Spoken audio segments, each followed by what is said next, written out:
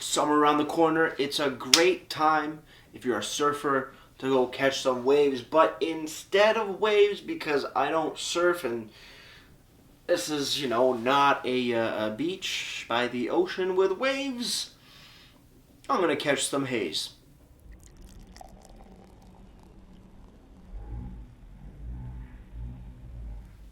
Beer, beer, beer, beer, beer, beer, beer. Hello everybody, welcome back to me, Brewski, from the Brewski Review. The beer that I have for you guys today is from the Redline Brewing Company out in Barrie, Ontario, catching some haze. Wits beer, so orange, coriander, fun stuff like that. 5.1% alcohol by volume, 19 IBUs on a very beautiful can, looking to be a gentleman on a tangerine or an orange floaty. Pretty cool. A little orange wedge with a pint of beer down in the corner. I don't think you can see it, but it is there. 5.1% ABV, 19 IBUs, and ooh, I'm excited. Let's crack this bad boy open.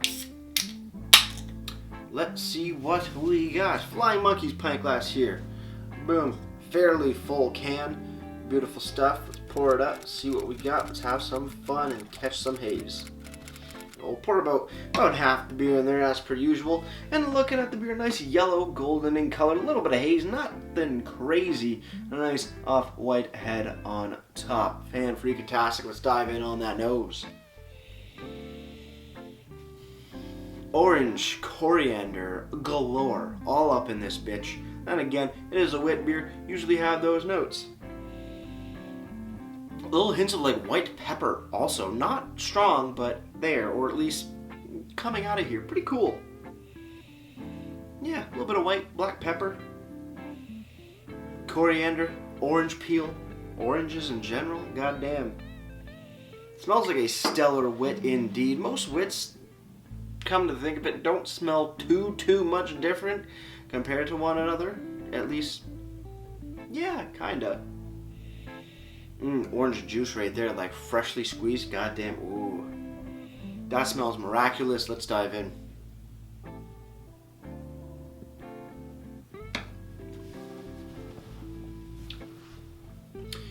Okay. Well, that was a little disappointing. That was a little disappointing of a sip. A little highly disappointing of a sip. And I'm going to tell you why. When you take a whiff of this wit beer, it is bursting with orange and coriander notes, just all up in your face, not aggressively, just fantastically beautiful. And then, on that first initial sip, the first impression of this beer on the flavor of it was extremely bland, airy, and nothingness compared to what the nose is offering you. I will need more sips to justify that first initial claim. But compared to the nose, after that first sip, highly disappointed. Let's see if maybe that was just a fluke chance. We gotta try it again. So cheers, everybody. Let's keep on drinking, and please let that first sip just be a fluke.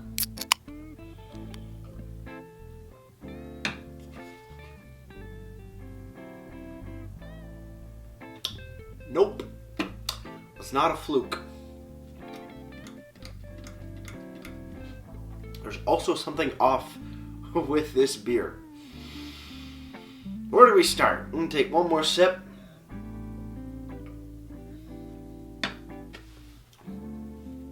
Alright.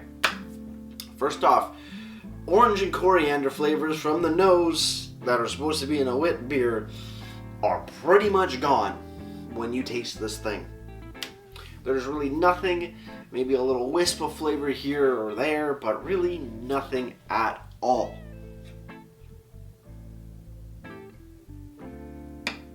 What you are getting is a fairly effervescent, lightly citrusy-esque flavor That finish is extremely clean and slightly dry. There is no orange or coriander going on, no wit beer elements going on in this beer, flavor-wise. On the nose is a totally different story. The nose is very deceptive because it's impactful, it's predominant, it is just wow. And then you get to the flavor of it and you're just losing like 99% of what the nose just gave you. It is a bit of what I'm going to call a catfish beer, where it looks and smells a type of way and then you actually meet the beer on your taste buds and you are just thoroughly disappointed. At 5.1%, you would think there would be more flavor. I would get it maybe if it was an extreme light beer, say 3.5%, it would be a lot more toned down. But this is a full beer, and especially on the nose.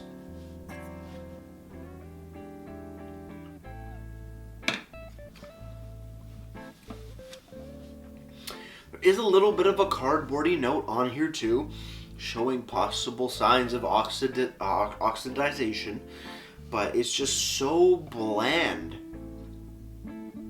compared to the nose of it that it just gives you nothing. Pretty disappointed. Let's see what the can has to say. Catching some haze wet beer, or in my case, missing everything except the nose. 5.1% ABV, 19 IBUs. No description that I see. Unfiltered, unpasteurized, stored cold, drink fresh, drink responsibly. We have a detailed list of malts, hops, yeast, and special ingredients, which is pretty cool. Really do like that. Gotta give them credit there. Malts that we have are Pilsner, malted wheat, flaked oats, and Munich. The hops are Magnum, Hallertau Blanc, Citra, and Galaxy. Special ingredients are orange zest, coriander, chamomile, and lavender. Chamomile is apparently, what I've heard, is a little bit of a, not a cheat code kind of thing, but you know, a special, an addition that can really pump up a wit beer style. Lavender is pretty interesting, but really not getting much of that. I'm getting a lot on the nose, but nothing on the flavor. The yeast that was used was a Belgian wit and spicy saison yeast, so a little half and half there. Maybe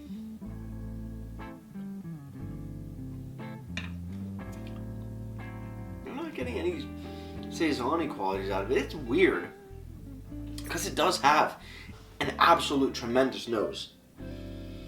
Aroma on here is on point and setting you up for a delicious experience. Do not get me wrong. Probably one of the most upfront wit beer, wit beers I've had in quite a while. But the flavor, the difference between nose, which is like all the way up here, and flavor, which is all the way down like to here actually, is just so drastic. It's wow. Okay, I'm sorry, Redline, but holy shit. Where did the flavor go? Where did the flavor go? This was packaged on the 5th of March, 2021, so it's not old by any means. It's just not there. Website, redlinebrewhouse.com. You go to the beer section, you will find Catching Some Haze. Hybrid Belgian wit beer. Here's a nice description. It's been dang hot and you've been working up a sweat out there. You deserve a break, so take this chance to lay back and catch some haze. The floral and peppery esters produced from the Belgian yeast draw you in, but quickly float away, leaving you with an effervescent, delicious, and refreshing sip.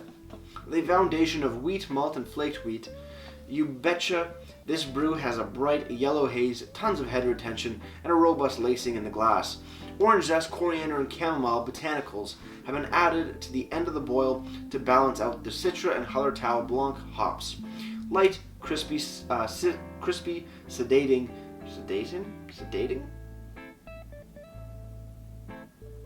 Cool. And ready to join you poolside or at the beach. Now, don't get me wrong, this is light, crisp, refreshing. But why is the nose so beautiful and the flavor just such a letdown? Don't know.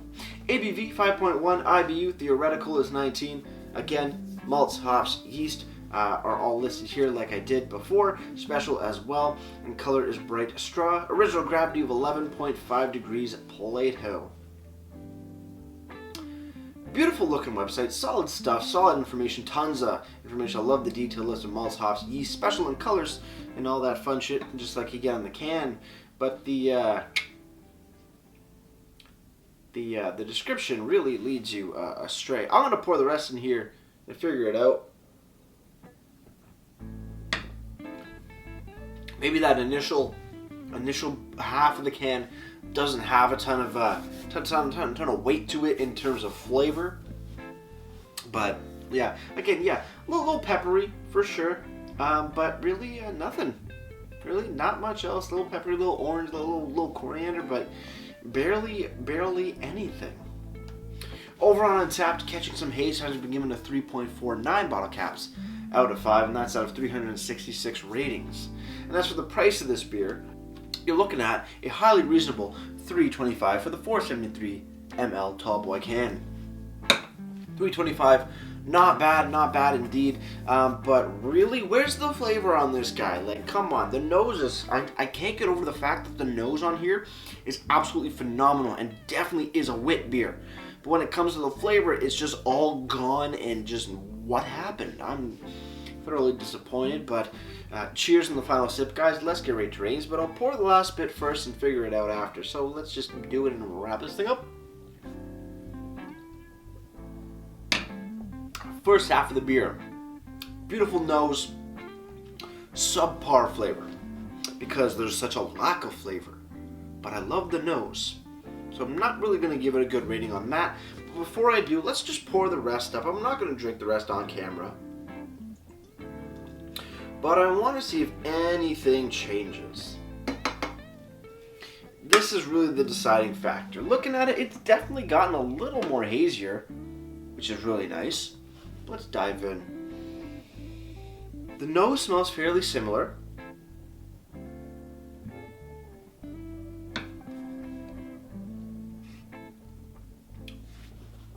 And the flavor is more or less the same. Pretty weak, pretty light and airy.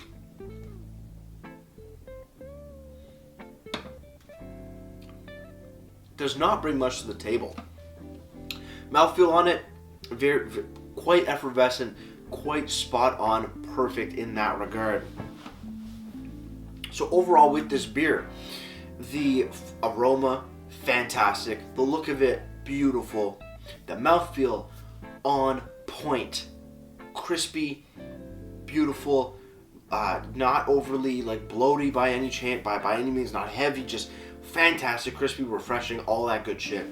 It's the flavor that really takes a hit.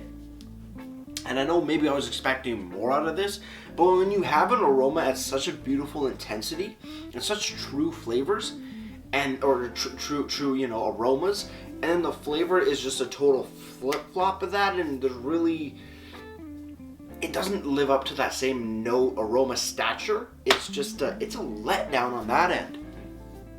So overall, Catching Some Haze from Redline Brewing wit beer only gets a solid 5.1 out of 10 for me. If the flavor was on point or up to that same stature as the aroma, by far a stellar beer. But where it sits at the moment, cannot really recommend it. But I have to give credit where credit is due. Even though the flavor intensities compared to the aroma are way less, it is extremely refreshing. It's beautifully crispy. It is pretty damn good on that end. Just the intensity of a wit beer is not there. It is not there at all. So it really bums me out on that end. But looking past that low intensity flavor side of things, pretty fantastic. That's why it's only getting a 5.1. I know, what did I say? 5.1? 5.1, yeah, 5.1, 5.2. I'm giving it that just because it is such a letdown in wit beer. Like, wittiness, like, where's the flavor? Come on!